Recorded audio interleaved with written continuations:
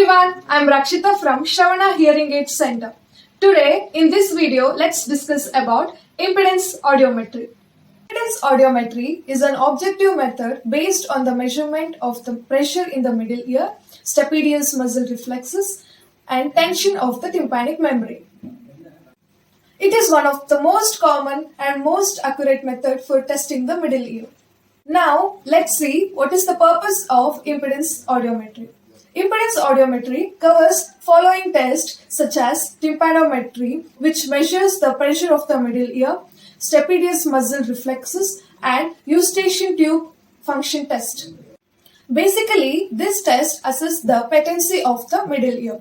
This study is very helpful for the diagnosis of presence of infectious fluid in the middle ear, otitis media with effusion, ossicular chain discontinuity, eustachian tube dysfunction, otosclerosis, and facial palsy.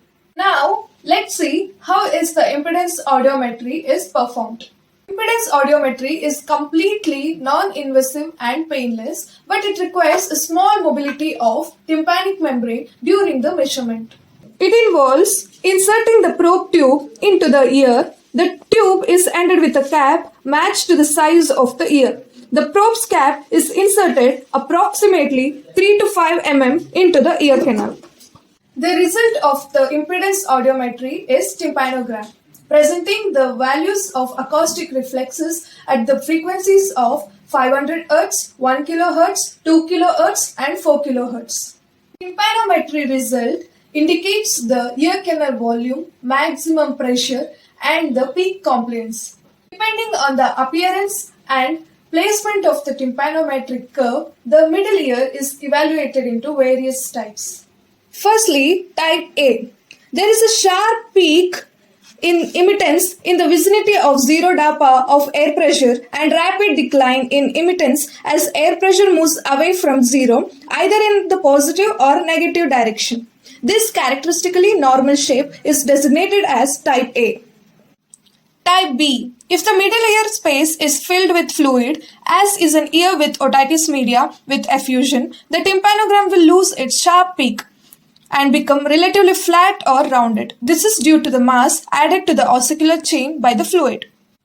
Type C.